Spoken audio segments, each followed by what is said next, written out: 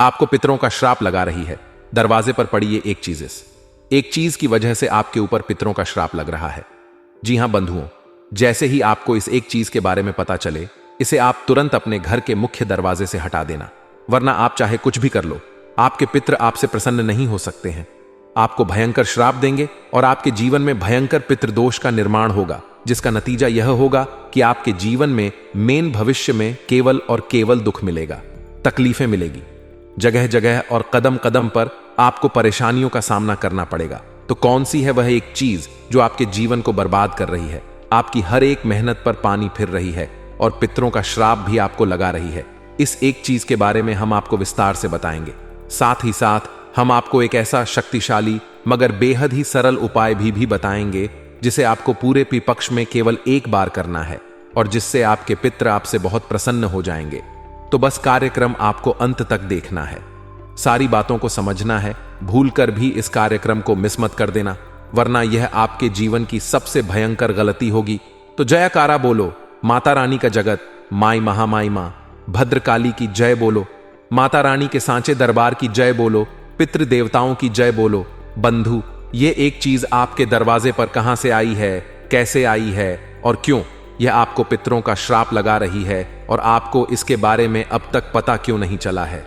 यह वे प्रश्न है जिनके जवाब आपको इस कार्यक्रम में मिलने जा रहे हैं। लेकिन इन सब से कहीं बढ़कर आपको उस एक प्रश्न का जवाब मिलेगा कि आखिर कौन है जो आपके पीछे पड़ा हुआ है, जो आपके जीवन में हर प्रकार से दुख भर चाहता है, आपकी हर एक खुशी से जलता है। आपके चेहरे पर जरा सी मुस्कुराहट क्या आ जाती है, उसके सीने पर सांप लौटने लगते हैं। अब बातें आपको सुनने में भले ही थोड़ी सी अजीब लग रही हो, लेकिन बंधुओं, सच हमेशा कड़वा ही होता है और उम्मीद से कहीं ज्यादा अजीब भी होता है। और आज के इस कार्यक्रम में हम ऐसा ही सच आपके जीवन का उजागर करने जा रहे हैं। एक ऐसा सच, एक ऐसी हकीकत जिसके बारे में अब तक आपको कानों कान भनक तक नहीं है। आपके अपनों में ही छुपा हुआ आपका सबसे बड़ा शत्रु, जो आपके जीवन में पल पल पर रुकावटें उत्पन्न कर रहा है, आपको चैन से जीने नहीं दे रहा है। अब आप ध्यान से समझिए, पितृपक्ष जो 15 दिनों का एक अवसर होता है, इसे मृत्यु का पक्ष भी कहा जाता है, जहां एक ओर आप इस पितृपक्ष में जीवन भर का सुख प्राप्त कर सकें, पितरों का आशीर्वाद प्राप्त करने के बाद वहीं आपके ऊपर भयंकर से भयंकर तांत्रिक और नकारात्मक क्रियाओं को भी बड़ी ही आसानी के साथ इस पितृपक्ष में किया जा सकता है। जो तांत्रिक क्रियाएं करते हैं, मारण, वशीकरण और उच्चाटन और बंधन जैसे कर्म करते हैं, उन लोगों के लिए यह जो पितृपक्ष का समय होता है, यह बड़ा ही शानदार समय होता है। बड़ी ही कम मेहनत से, थोड़े से ही किसी के जीवन को आसानी से नर्क बना देते हैं ऐसे लोग। क्योंकि आप खुद ही समझिए, यह जो पितृपक्ष है, इस पितृपक्ष के समय में हमारे आसपास सारे संसार में तमाम भूतों, प्रेतों और पितरों की ऊर्जाएं भटकती रहती हैं। अब वे इस लोक और संसार की ऊर्जा तो नहीं है, अन्य संसार की है, लेकिन इस लोक में और इस संसार में भटक रही हैं। अब इन्हीं प्रेतों में से किसी को काबू करके यह जो तांत्रिक होते हैं, तांत्रिक क्रियाएं करने वाले होते हैं, किसी के जीवन को बर्बाद कर देते हैं इन्हीं प्रेतों के माध्यम से। और ऐसा ही कुछ आपके साथ भी हुआ है, जिसके बारे में आपको भनक तक नहीं है। अब आप ठहरे सीधे साधे इंसान, आपको इन सब चीजों के बारे में ज्यादा पता भी नहीं होता है और ना ही आपको इस तरह की बातें सुनने में आनंद आता है। आप इन चीजों से थोड़ा दूर ही रहते हैं, क्योंकि आपको यह सब चीजें ठीक नहीं लगती हैं, यानी तंत्र मंत्र, झाड़ फूंक और भूत प्रेतों की क्रियाएं, इनसे आप दूर रहते हैं। आपको यह सब ठीक नहीं लगता है, इस वजह से आपको इनके बारे में ज्यादा ज्ञान नहीं है। तो जब आपके साथ कोई ऐसी क्रिया होगी तो आपको पता भी नहीं चलेगा। आपको लगेगा कि शायद आपकी किस्मत आपका साथ नहीं दे रही है, शायद आपकी बदकिस्मती है। आप अपने पिछले जन्मों के दंड भोग रहे हैं, उन्हीं का आप किया कराया भोग रहे हैं, पश्चाताप कर रहे हैं। लेकिन ऐसा कुछ भी नहीं है। कोई जानबूझकर आपके जीवन को तहस नहस करने पर तुला हुआ है। तो अब क्या है वह एक चीज? सबसे पहले तो आपको इसके बारे में जानना होगा, ताकि जल्द से जल्द आप उसे अपने घर के मुख्य दरवाजे हटा दें। उसके बाद कौन है वह एक इंसान जो आपके जीवन को बर्बाद कर रहा है, दीमक की तरह आपके जीवन को धीरे धीरे चाट रहा है, समाप्त कर रहा है। और इन सब से कहीं बढ़कर कि एक ऐसा उपाय, एक ऐसी क्रिया जिसे आप अपने घर में कर लें, तो आपके जीवन और घर में हर तरफ सकारात्मकता प्रवेश कर जाएगी। और किसी भी प्रकार की नकारात्मक ऊर्जा या क्रिया या तंत्र मंत्र मारण, वशीकरण या उच्चाटन की क्रिया होगी तो वह तुरंत पीछे हट जाएगी, वापस चली जाएगी। आज का यह वीडियो कार्यक्रम जो है यह बहुत ही विशेष है। इस कार्यक्रम में ऐसे ऐसे रहस्यों से पर्दा उठेगा जिनके बारे में आप सुनकर चौंक जाएंगे, आश्चर्य में पड़ जाएंगे कि यह बातें आपको पहले क्यों नहीं पता थीं। इसलिए हम आपसे निवेदन करते हैं कि आप इस कार्यक्रम को अंत तक अवश्य देखें। इस तरह के कार्यक्रमों को बनाने में सचमुच में बहुत मेहनत करनी पड़ती है और स्वयं माता रानी जब आभास देती हैं, आदेश करती हैं, तभी इस प्रकार के कार्यक्रमों को बनाने की हम भी हिम्मत जुटा पाते हैं। क्योंकि सीधे तौर पर इन चीजों से टकरा जाना, इनके बारे में बात करना और किसी को सचेत कर देना खुद भी अपने लिए आफत मोल लेने जैसा होता है। क्योंकि यह जो तंत्र मंत्र की शक्तियां होती हैं, जो व्यक्ति इन्हें हटाने में किसी की मदद करता है, फिर यह उसका पीछा भी कर सकती हैं, उसके जीवन में भी बर्बादी ला सकती हैं। क्योंकि इन्हें तो कोई ना कोई चाहिए ही जिसके जीवन को बर्बाद करके यह खुश हो सके। याद रखना कि आपके दुख, तकलीफ, परेशानियां ही इनका भोजन होती हैं। तो ऐसे में जब तक माई का आदेश नहीं होता, हम ऐसे प्रोग्राम तैयार नहीं करते हैं। तो माता रानी का आदेश हुआ, इस वजह से आपके लिए यह कार्यक्रम हम तैयार कर रहे हैं। बंधुओं, इस कार्यक्रम को अंत तक अवश्य देखना, तभी यह कार्यक्रम सफल होगा, हमारी मेहनत सफल होगी और माता रानी के कुछ छुपे हुए संदेश भी हैं जो आप तक पहुंचेंगे। जी हां बंधुओं, तो चलिए आज के इस विशेष कार्यक्रम की शुरुआत करते हैं। लेकिन पहले माता रानी का आभार व्यक्त करेंगे, उन्हें याद अवश्य करेंगे, क्योंकि उन्हीं की कृपा और उन्हीं के आशीर्वाद से यह संसार चल रहा है। यह सूरज, चांद, सितारे जगमगा रहे हैं। तो चलिए जल्दी से कमेंट बॉक्स में पूरे प्रेम भाव और भक्ति के साथ लिख डालिए, जय मां भद्रकाली रक्षा करो। जी हां बंधुओं, एक बार नहीं 3 बार लिखना, क्योंकि माता रानी की रक्षा कवच की हमें आपको सबको बहुत आवश्यकता है। याद रखना कि आज का जो समय है यह भयंकर कलयुगी समय है और आज के समय में कोई अपना नहीं है और संसार पूरी तरह से नकारात्मकता से भरा हुआ है। तभी आप देखते हैं कि कैसी कैसी खबरें कभी कभी सुनने को मिल जाती हैं कि संसार में कितने कितने नीच और निकृष्ट कर्म होने लगे हैं। सोचकर भी आश्चर्य होता है। खैर, आप माता रानी को आभार व्यक्त करिए, उनसे निवेदन करिए। आपके जीवन में माता रानी की कृपा आएगी तो सब कुछ सरल हो जाएगा। इसी के साथ साथ यदि आप इस कार्यक्रम पर पहली बार आए हैं तो आप इस चैनल को सब्सक्राइब अवश्य कर लें। बगल में जो सब्सक्राइब का बटन है उसे अभी इसी समय दबा दीजिए।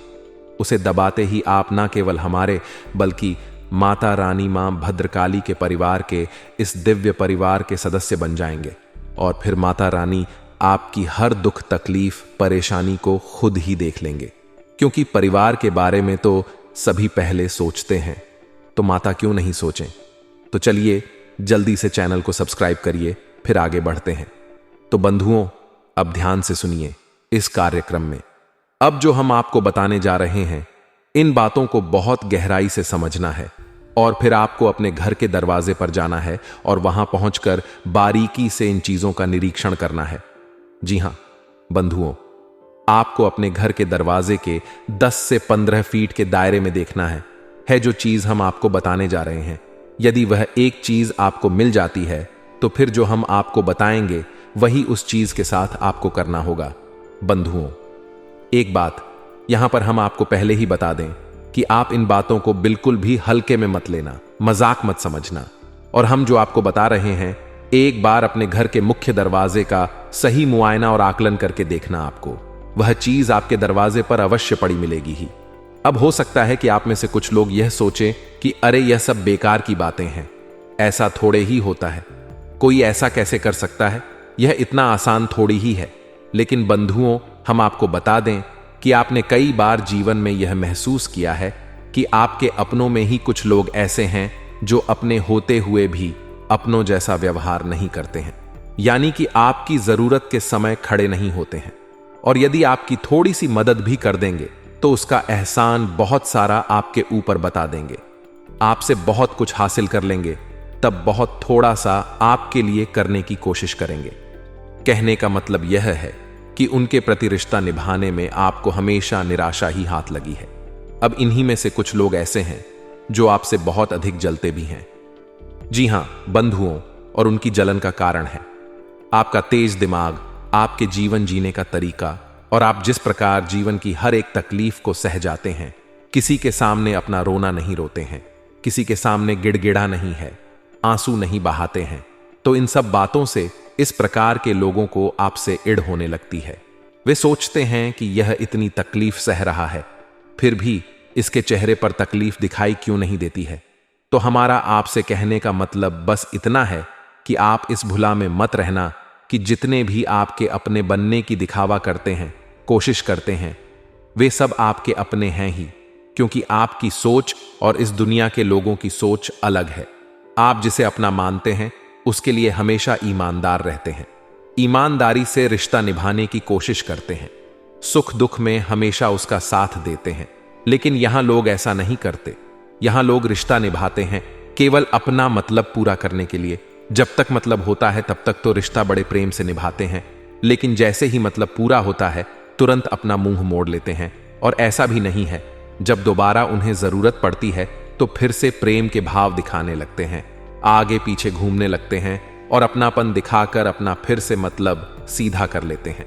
तो कहने का मतलब यह है कि इस भुलावे में मत रहना कि सभी आपके अपने ही हैं। अपनों में ही कुछ भयंकर शत्रु भी छुपे होते हैं और यह आज से नहीं है, हमेशा से ही रहा है। यदि रावण का भाई विभीषण उसका साथ दे देता तो कभी रावण की हत्या नहीं होती। यदि श्री राम की मां ही उनके लिए वनवास ना मांगती तो श्री राम ही राजा बनते।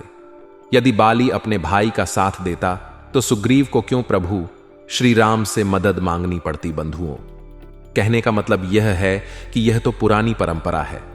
अपने ही सबसे ज्यादा बड़े दुश्मन होते हैं, सबसे अधिक दुश्मनी निभाते हैं, प्रतियोगिता करने लगते हैं, हर बात में जलन पैदा करते हैं। तो कहने का मतलब यह है कि सावधान रहोगे तो बचे रहोगे।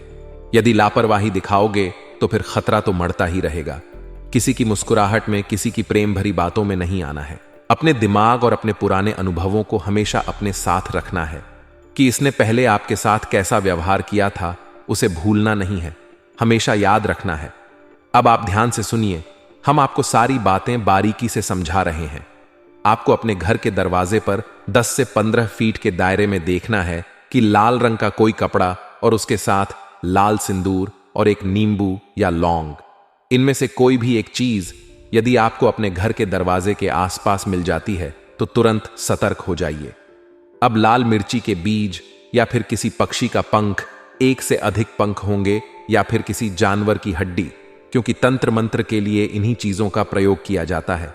और इस पितृपक्ष में 100% लोग इस तरीके के कार्य करते हैं, क्योंकि पितृपक्ष इसके लिए सर्वोत्तम काल होता है।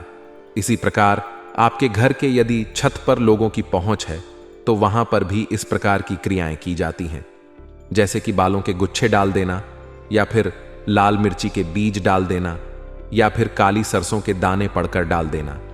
इन सब क्रियाओं को बड़ी आसानी से अंजाम दिया जा सकता है। लोगों को पता ही नहीं चलता, उन्हें लगता है कि पता नहीं कहां से कचड़ा आ गया है, लेकिन यह कचड़ा नहीं होता है। एक हमारे जानने वाले हैं, उन्होंने हमसे एक बार पूछा कि गुरुजी, हमारे घर के दरवाजे पर एक दिन हमें लाल रंग का एक कपड़ा मिला जिसके अंदर एक नींबू लपेटा गया था। हमने सोचा कि यूं ही कहीं से कोई कचड़ा वगैरह डला है। हमने उसे उठाकर दूर फेंक दिया, यानी कि साइड में करके घर के दरवाजे की सफाई कर दी। और यह घटना लगभग 4 से 6 महीने पुरानी थी। उन्होंने हमें बताया कि उसके बाद उनके जीवन में कुछ अजीब घटनाएं होनी शुरू हो गई। शुरू में तो उन्हें विषव सामान्य लगी, यानी कि 1-2 दिन में ही उनके स्वयं के साथ एक हादसा हुआ, एक छोटा सा एक्सीडेंट हुआ जिनमें उनके पैर का फ्रैक्चर हो गया। अब पैर के फ्रैक्चर से उन्होंने सोचा कि चलो कोई बात नहीं है, दुर्घटना थी, हादसा है, हो ही जाता है। तभी इसके बाद घटनाओं का सिलसिला शुरू हुआ। घर की महिलाओं को परेशानी होनी शुरू हो गई, यानी उनकी माताजी की तबीयत अचानक से बिगड़ गई। और फिर जब तबीयत खराब हुई तो कुछ इस प्रकार से खराब हुई कि कुछ पता ही नहीं चल पा रहा था कि बीमारी क्या है। डॉक्टर तमाम चेकअप करवाते और कुछ भी नहीं निकलता, लेकिन वे लगातार बीमार बनी रहती। खाना पनाह भी धीरे धीरे छूटने लगा। इसी प्रकार उनके काम धंधे में भी रुकावट आनी शुरू हो गई। एक तरफ तो इस बीमारी में पैसा खर्चा हो रहा था और दूसरी तरफ वे अपना पूरा ध्यान अपने काम धंधे में भी नहीं लगा पा रहे थे। फिर अचानक यह हुआ कि उनके बड़े बेटे का कहीं किसी से विवाद हो गया और झगड़ा इतना बढ़ गया कि पुलिस केस तक बात पहुंच गई, यानी कि उन्हें कोर्ट कचहरी के चक्कर में भी जाना पड़ा। अब धीरे धीरे जब उलझने इतनी बढ़ने लगी कि खाना पीना भी दूभर हो गया, चैन से सोना भी मुश्किल हो गया, ना तो काम सही से चल पा रहा है, बीमारियों का भी कब्जा घर में हो गया और लगातार एक के बाद एक तकलीफें बढ़ती चली आ रही हैं। तो इन सब चीजों से परेशान होकर उन्होंने लगभग 1.5 से 2 महीने पहले हमसे मुलाकात की और उन्होंने हमसे कहा कि गुरुजी, हम तो बहुत परेशान हैं, हमारे साथ तो यह सब हो रहा है, पता नहीं क्यों कोई पीछे पड़ा है कि हमारा कोई ग्रह नक्षत्र खराब चल रहा है, क्या चल रहा है, आप कुछ हमें बताइए। हमने उनकी कुंडली वगैरह देखी तो हमें सब कुछ ठीक ही लगा, कुछ उसमें परेशानी नहीं थी। फिर हमने उनसे बात की, थोड़ी देर बैठकर तो हमने धीरे धीरे उनसे पूछा और बाद में जब उन्होंने हमें इस घटना के बारे में बताया कि ऐसे ऐसे उन्हें लाल कपड़े में एक नींबू पड़ा मिला था और उन्होंने उसे उठाकर दूर फेंक दिया था और सफाई वगैरह कर दी थी, उस घटना के बाद से ही यह सिलसिला शुरू हुआ। अब आप हो सकता है कि सोचे कि भला इतनी छोटी सी चीज से यह कैसे हो सकता है, लेकिन बंधुओं, हम आपको बता दें कि आपके घर का जो मुख्य दरवाजा है वही कोई साधारण स्थान नहीं है, वहीं से सारी नकारात्मकताएं और दिव्य शक्तियां प्रवेश करती हैं। यदि यह सत्य ना होता तो क्यों त्योहारों पर दरवाजों पर तोरण लगाई जाती, देवताओं का स्वागत करने के लिए क्यों स्वास्तिक बनाए जाते, ओम और श्री के निशान लगाए जाते, देवताओं के स्वागत के लिए दीपक क्यों जलाए जाते। मुख्य दरवाजे पर तो जो मुख्य दरवाजा है वह असल में हमारे घर की समृद्धि या विनाश दोनों के लिए ही परिवेश का कार्य करता है, इसीलिए तांत्रिक क्रियाएं भी मुख्य दरवाजे पर की जाती हैं। तो हमने जब उनकी यह समस्या सुनी तो हम समझ गए कि बस ये किसी बड़ी तांत्रिक के शिकार हो चुके हैं। तो हमने उन्हें फिर मां भद्रकाली का एक शक्तिशाली उपाय बताया और नियमित इस उपाय को 21 दिनों तक करने के लिए बताया।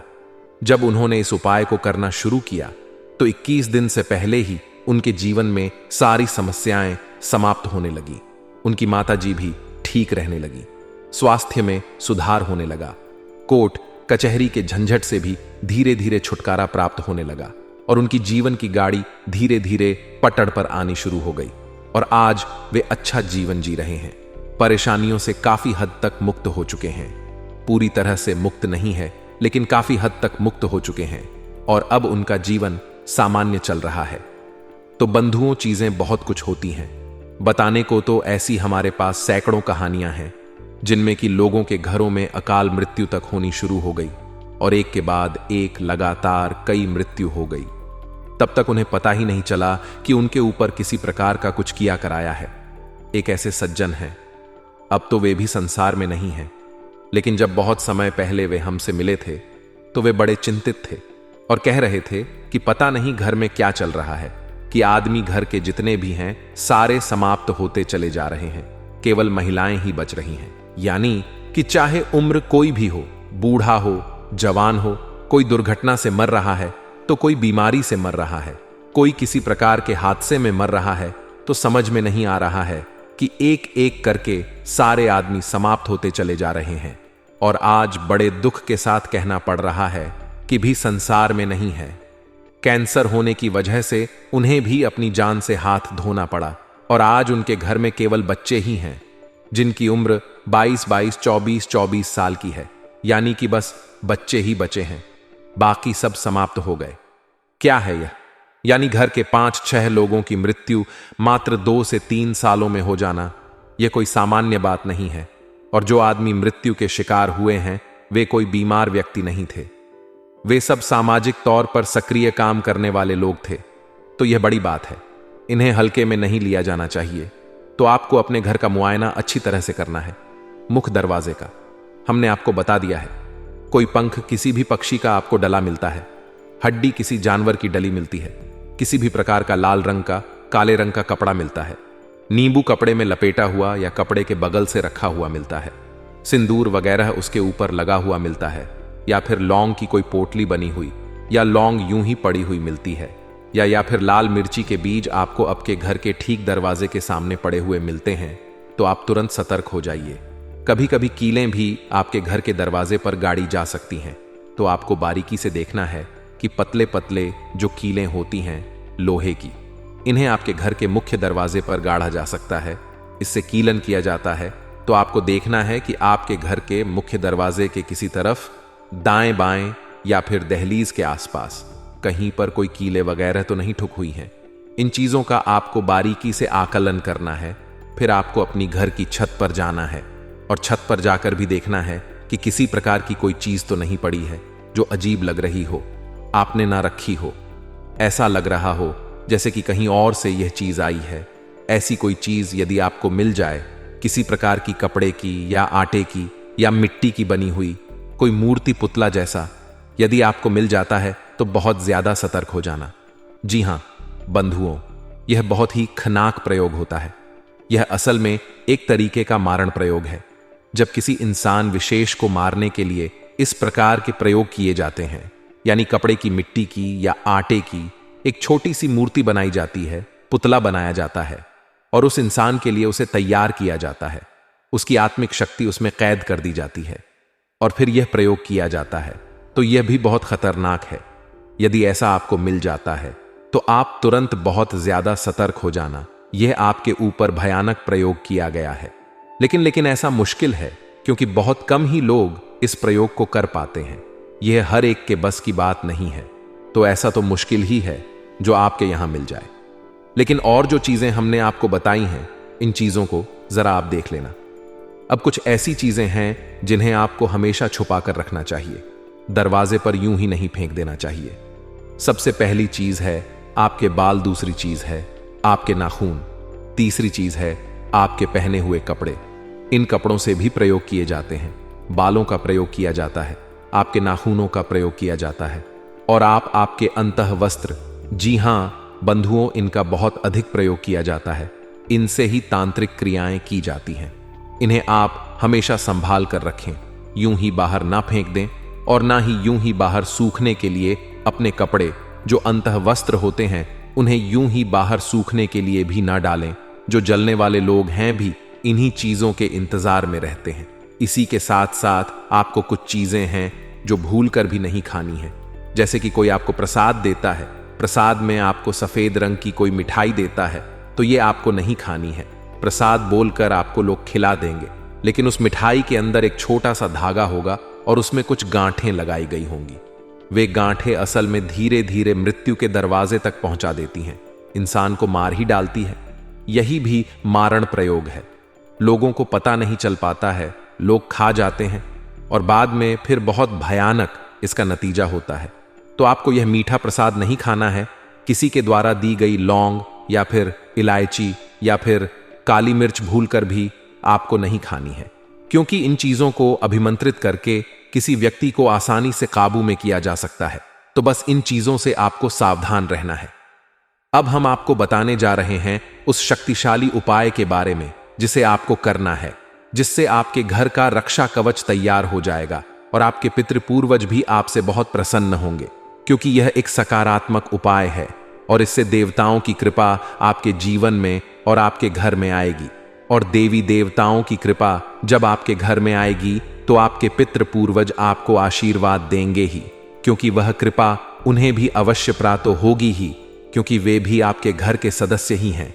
चाहे भले ही वे अब इस संसार में ना हो, लेकिन आपके घर में जो भी कुछ होता है उसका प्रभाव उनके जीवन में यानी कि मृत्यु के बाद वाले जीवन में भी पड़ता ही है।